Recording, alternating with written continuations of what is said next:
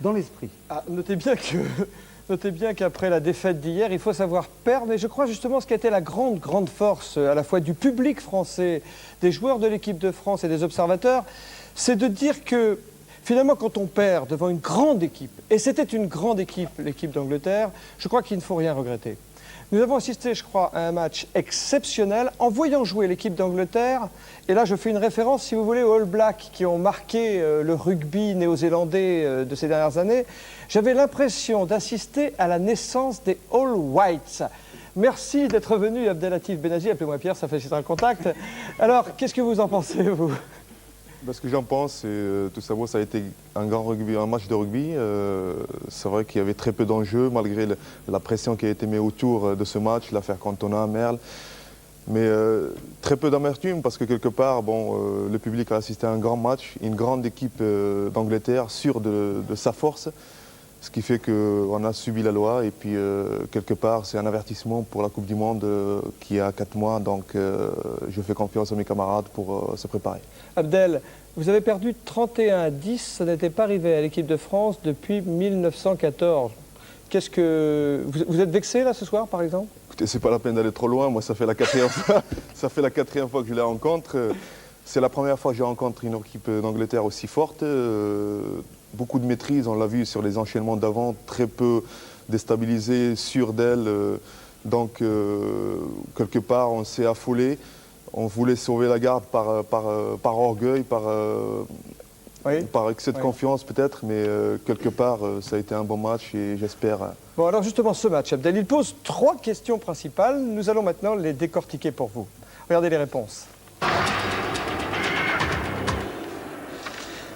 La première question, le 2e essai anglais était-il valable? Saint-André proteste, la réponse est non.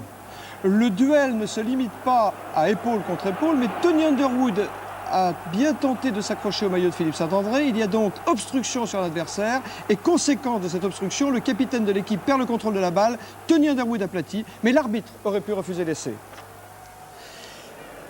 Y avait-il une si grande différence de valeur entre le pack anglais et le pack français? Ça, c'est la question numéro 2. Eh bien, la réponse tient dans cette séquence. La partie de bras de fer engagée par les Anglais a bel et bien été gagnée par eux. C'est un raz-de-marée qui a déferlé sur le pack français. Je dirais les Sivrotous du sol au plafond comme une tornade blanche. Abdel, ce document, c'est un constat d'impuissance. Je n'irai pas jusque-là parce que ce qu'on a prouvé par le passé, c'était quelque part, c'est vrai, ça a été une déception. Quand on voit ces images, j'ai mal au cœur pour le travail qui a été accompli jusque-là. On a subi la loi des Anglais, ça a été une avalanche blanche ce jour-là. Quelque part, notre 3e ligne qui a été très peu libérée sur le champ a défendu comme elle a pu. Les avants, ils ont souffert, mais on a pris un grand coup de massue là-dessus. Donc leur victoire, ça a été faite là-dessus. Et puis après, ils ont enchaîné par leur jeu qu'on a vu. Vous n'êtes plus un débutant en équipe de France, Abdelatif Benazi. Est-ce que c'est la première fois que vous ressentez à ce point une humiliation? Écoutez, comme je vous ai dit, ça fait 4 fois que je le joue. Ça fait la première fois où je subis cette loi. Alors, quelque part, je dis que l'anglais est mieux préparé que nous. Donc, les Springboks, vous les avez battus, les All Blacks que vous avez battus, ils étaient aussi forts que ça?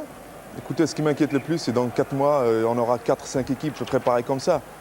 Et aussi la 3e question maintenant. L'arrière de l'équipe de France a-t-il été victime d'une agression anglaise dans un regroupement? La réponse est non, le document vidéo témoigne. C'est vous, Abdelatif Benazi, qui malencontreusement, vous marchez sur la jambe de l'arrière du 15 de France. Ce sont donc les crampons d'un coéquipier qui blesse Jean-Luc Sadourny. Votre réaction? Écoutez, je vous assure que ça n'a pas été fait exprès. Ah bon, j'espère bien. J'espère bien. D'abord, expliquez-vous. D'abord, il n'est pas dans notre poule, alors je ne vois pas comment c'est. Et puis Jean-Luc, il nous a manqué, c'est sûr, quelque part moralement.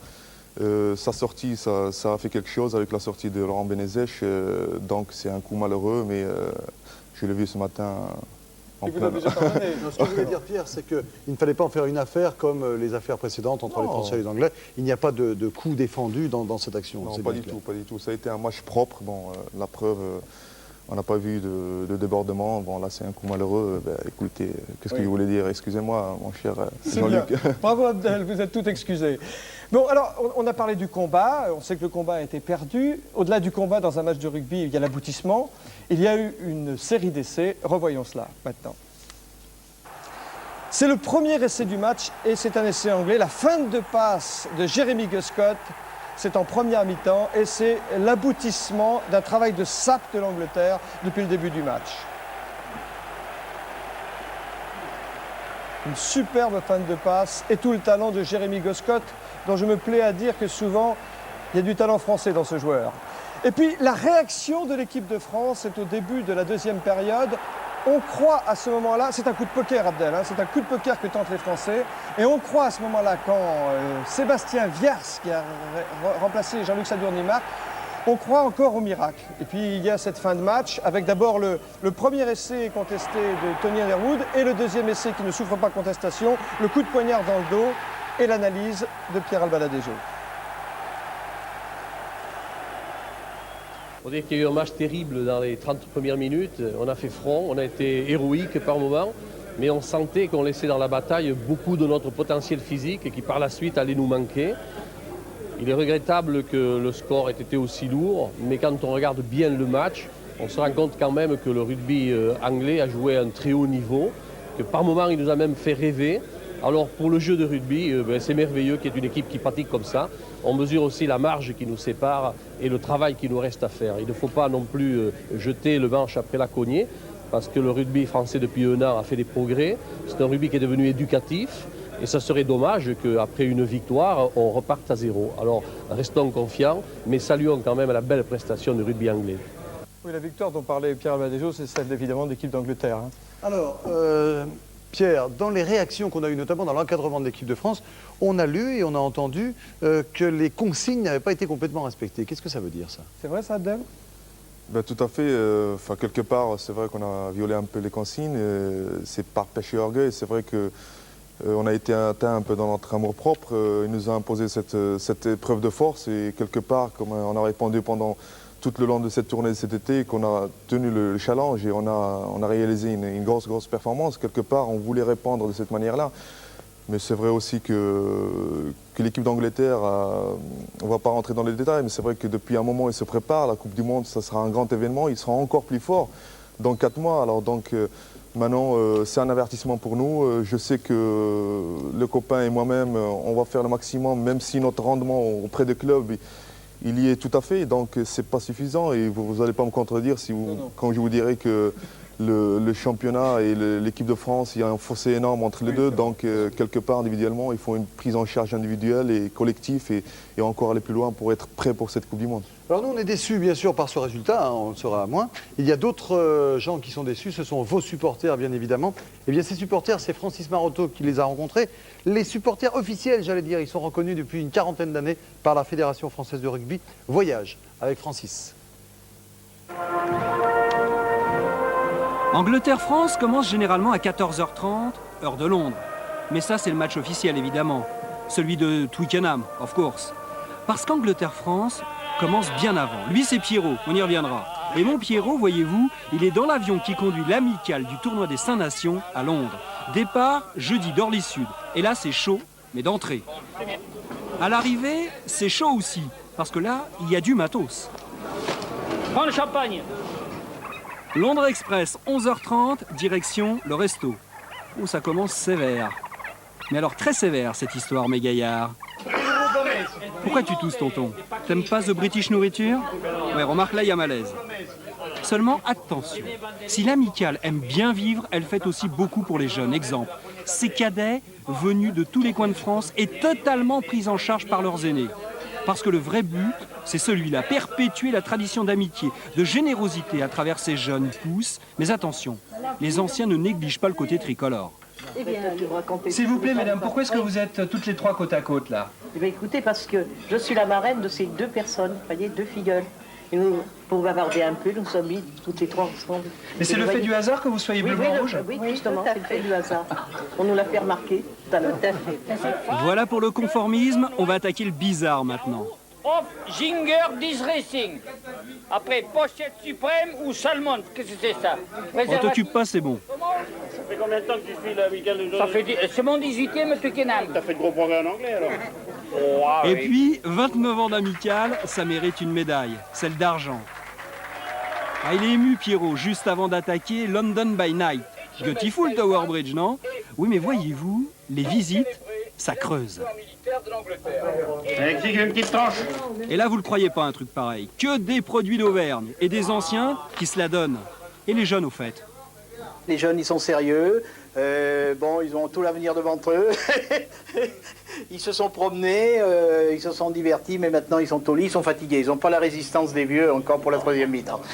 Ben voyons, les jeunes au lit, c'est sûr, le tout c'est de savoir à quelle heure. Tiens, au fait, c'est l'heure du match. Jeunes et moins jeunes sont à Twickenham, billets en poche. Pour nous, pas de place en tribune, reste un choix douloureux, voir le match de rugby de l'espadrille d'Air France, ou Angleterre-France quand même, du car régie. Le choix est vite fait. Seulement, dès la fin du match, on veut retrouver nos copains, impressionnés et impuissants face à la marée blanche. Tu fais quoi, toi? Tu peux pas pousser, toi, hein. Toi, t'es derrière et t'es là, tu gueules, mais ça change rien, hein. T'es obligé d'attendre et bon, heureusement qu'ils ont fait quelques fautes quand même. Le soir, lorsque la BBC repasse le résumé, on y va même d'une petite explication à propos du maillot de l'arbitre. Mais non, mais il a qu'à taper en Du maillot de l'arbitre, je te dis. Et Léon et Pierrot, t'as déjà vu, toi, un Écossais avec un maillot gallois, toi? Hein? Ça, c'est un peu bizarre quand même, hein. Allez, pas plus bizarre, mon Pierrot, que cette soirée de clôture où l'amicale reçoit les joueurs de l'équipe de France et remet même un sifflet à un arbitre fédéral de 23 ans considéré comme un espoir. Espoir aussi que ce 600e jeune, pris en charge par l'amicale. Espoir enfin avec mon Pierrot, qui conclut sagement à propos de la Coupe du Monde. On les a laissés jouer. On a caché notre jeu aujourd'hui. Pourquoi? Oh, ben on va pas leur montrer. Que la Coupe du Monde, c'est plus important que le tournoi, on l'a déjà gagné. On n'a rien à prouver. Pas de pression, mon Pierrot, hein? Ils sont sympas, ces supporters en tout cas. Et c'est pour vous que vous jouez aussi, Abdel, vous le savez bien. Alors, Pierre, est-ce qu'on change une équipe comme ça qui vient d'être battue? Bon, ça ne servirait à rien des grands bouleversements, parce que de toute façon, quand on est battu par plus fort que soi, bon, il n'y a rien à faire. Alors je crois qu'il y aura forcément des changements plutôt à cause des blessures. Par exemple, si Jean-Luc Sadourny ne pouvait pas tenir sa place, c'est peut-être un coéquipier d'Abdelatif Benazi qui trouverait sa chance, Olivier Campan. On peut penser que Olivier Merle reviendra sur la sellette, par exemple. Hein, mais dans l'ensemble, je crois qu'à part le retour d'Emile Ntama qui est envisagé, regardons l'Écosse avec, disons, avec beaucoup de confiance. Allez. Alors,